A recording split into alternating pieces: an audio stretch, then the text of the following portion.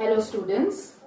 In my last video, we studied about inversion center and plane of symmetry, where the trick given to you was that in case of planar, pyramidal and staggered conformations with even sigma v planes, sigma v planes is vertical planes of symmetry.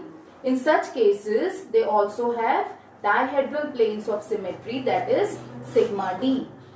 With reference to it, let us find out whether this concept is applicable for staggered ethane as well. So as we can see here, when I say ethane, that means it has 2 carbon atoms with 3 hydrogen atoms each. So if I hold this ethane atom across a single bond within a 3-dimensional coordinate system, then I can say one of my carbon will take a rear position, which is represented in the form of a black circle, and one of my carbon will be facing towards me, towards you, that is in front. So that front carbon atom is attached to 3 hydrogen atoms, hydrogen atom 1, 2 and 3, whereby the rear carbon atom possessing hydrogen atoms are specified by blue sketch pen, that is 4, 5 and 6. Now in this case, let us try to find out how many rotational axes of symmetry is possible. That means how many n-fold rotational axes is possible. So if you look at this figure and you consider an axis of rotation passing through the center of this molecule or passing through the complete bond of this molecule, then this particular rotational axis will be considered as the C3 rotational axis. Why C3 rotational axis? That must be clear to you till now. So when you rotate it by C3 means you are rotating it by 120 degree. So when you are rotating it by 120 degree, all these hydrogen atoms within their own phase will have the tendency to move or to rotate by 120 degree. However, the equivalent conformation will be the same, or the conformation which you are obtaining after rotating it by 120 degree, it will be the same as the original. In addition, we also have 3 C2 axes of rotation in this case.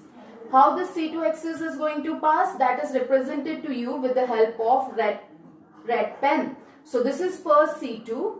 That means you are holding your CH3 with perpendicular to this plane of the paper. So you are bisecting that center of the bond, and that axis will be considered as the first C2. Second C2 axis will pass this way, bisecting the carbon-carbon bond. This is second C2 axis, and this is the third C2 axis. Now, when I perform this C2 rotation, that is rotation by 180 degree, these are the changes which I can observe. For example, if I consider C2 axis, the first C2 axis, if I am rotating by 180 degree, what are the changes I can observe? Your H1 will be replaced by H5. So they will interchange their positions. Then H2 and H6 will interchange their positions, and H3 and H4 will interchange their positions. Similarly, C2, the second C2 axis and the third C2 axis will respectively show these changes in the hydrogen atoms. However, in all these cases, again we can observe that the final conformation is equivalent to that of the original. Right? So we reached up to here. Now we are left with this third case. That is, we need to find out how many dihedral planes of symmetry exist within this case. What do you mean by dihedral plane of symmetry? It is a mirror plane which bisects 2 adjacent C2 axes. So we have this one C2 axis, the second C2 axis. So this is a mirror plane bisecting between them. We have it, you can see clearly it's a mirror plane as you are getting a clear reflection across that plane. So it is this sigma d planes are represented by blue pens. So this is first mirror plane, first sigma d plane across H2, H5. This is the second sigma d plane across H3, H4, and this is the third sigma d plane across H1, H6. So I hope you are very much clear about plane of symmetry till now. So we will proceed on our next symmetry operation, that is improper rotation. Now what is this improper rotation? Improper rotation is also referred to as rotation reflection axis. It is an imaginary axis passing through a molecule followed by reflection which is done perpendicular to that of the imaginary axis, resulting in an equivalent orientation of the molecule. So let us see here. I am considering my molecule to be oriented within this Cartesian coordinate system. So what is rotation reflection axis? Represented by Schoenflies symbol Sn. Now let us consider that the axis across which I am looking for this operation, that is across the z-axis, means my axis is parallel to the z-axis. So this is your proper rotational axis which you are keeping parallel to the z-axis or coinciding with the z-axis. Then you have to follow it by a second operation, that is reflection within the xy plane. That means molecule is rotated across the z-axis, and then the mirror reflection is checked by keeping the perpendicular plane, that means in xy plane, right? However, when you are representing it, the convention is you have to write it in a reverse form. That means the operation which we are performing second time is to be written first and then followed by the first operation which you have written. So you will be representing this Sn operation as sigma xy, that is mirror plane, and multiplied by rotational axis across z-axis. Is it clear? Now, with the help of different examples, we can find out that improper rotation may or may not have proper axis of rotation. Let us consider certain examples for it. So the first example I am taking is methane CH4. It is a tetrahedral molecule. So when you place this tetrahedral or you consider the orientation of this molecule, we can see the carbon atom is linked to two hydrogen atoms which are in the plane of the paper. One of the hydrogen atom is above the plane and one of the hydrogen atom is below the plane of the paper. So let us perform C4 operation on it. How we are performing C4 operation? Just pass this proper rotational axis across the central carbon atom and then rotate it in a clockwise orientation. So when I say C4 means 360 divided by 4, that is you are going for rotation by 90 degree. So when you are rotating it by 90 degree, just imagine what is going to happen. This H2 atom, when you are rotating clockwise, this was in the plane, this will come above the plane of the paper. So that is above the plane, and this which was in the plane, when we are rotating in clockwise, it will move below the plane of the paper. So that is the orientation in this case. And on the lower hydrogen atoms, this above hydrogen atom H3, during rotation it will move in the plane. Similarly, this which was below the plane, it will move when you move by 90 degree in the plane of the paper. So this is the final orientation in this case. After that, what is the second operation we need to perform here? We have to follow it through the mirror plane. How you are going to place the mirror plane?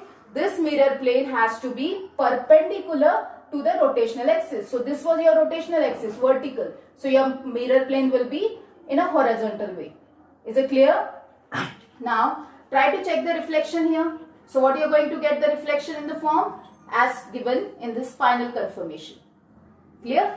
So here what we can say is this equivalent confirmation with reference to the original one? Yes, both of them are same. And we know the basic definition of symmetry operation says whenever you perform any of the symmetry operation, the final confirmation should be same as that of the original one. Then we can say that particular operation exists for that molecule. So it is C4 followed by sigma xy. That means methane molecule has S4 improper rotational axis. Okay. Now let us start with the next example, PCl5. So PCl5, you are very much aware, sp3d hybridization. It is a trigonal bipyramidal geometry. So what you are going to do, let us consider that this is a plane in which the phosphorus atom is linked to 3 chlorine atoms here, 2, 5, 4 specified, and the 1 chlorine atom is below this plane and the 3rd chlorine atom is above the plane of this central 4 atom compound. Now what I am going to do is, let us try to apply C3 rotation. So how you are going to apply the C3 rotation? Across this chlorine, phosphorus and chlorine. That means you are applying in this way. So if you want to imagine it in a three-dimensional system, then I can say phosphorus is in the plane of the paper, chlorine is away from you, and this particular chlorine number 3, is facing towards you. So we have to apply in this way your C3 rotational axis. Now if you are rotating it by 120 degree C3 rotation, right? So when you are rotating it by 120 degree, what is going to happen? This chlorine P and this chlorine is not going to change their positions. However, these chlorines which are in the plane of the paper, those will be rotated by 120 degree and they will shift their positions.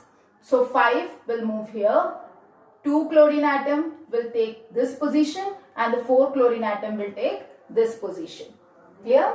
Now for improper rotation axis, what you are going to do next? We need to apply a mirror plane which is perpendicular to the proper rotational axis. So I am applying a mirror plane in the plane of the paper so that it can be perpendicular to this rotational axis which was applied in this way. So when I am applying a mirror plane, what is going to happen? The chlorine atoms which were present in the plane, those will be unaffected. So their numbering is same. However, you can observe the reflection of this chlorine and this chlorine with reference to each other. So chlorine number 3, which was above the plane of the paper, now you will observe below the plane, and the chlorine number 1, which was below the plane of the paper, now will move above the plane of the paper. Right? Now just look at the configuration. Is this final configuration equivalent to the original configuration? Yes. That means I can say it also has improper rotational axis. And what is that representation of improper rotational axis? Since it is C3, so the improper rotational axis is S3. Now I specified one point earlier that it can have proper rotational axis or it may not have proper rotational axis. So if you observe here that when I am applying C3, the configuration which I am getting, it's also same as the original one. That means I can say in this case C3 is also present, S3 is also present. However, let us take another example of alene where you can find out that there is no proper rotational axis. However, there is an improper rotational axis. Now, in case of alene, we are very much aware what is alene. It's a conjugated polyene, right? Now, in this case, you know there are 2 hydrogen atoms in the plane, 1 hydrogen atom below and 1 hydrogen atom above the plane. Now, let us apply a proper rotational axis passing through these 3 carbon atoms this way. So, this is your principal axis of rotation here. And you have to rotate it clockwise by 90 degree. So, when you are rotating it clockwise by 90 degree, what will happen? This hydrogen atom 1, which was in the plane, will move below the plane.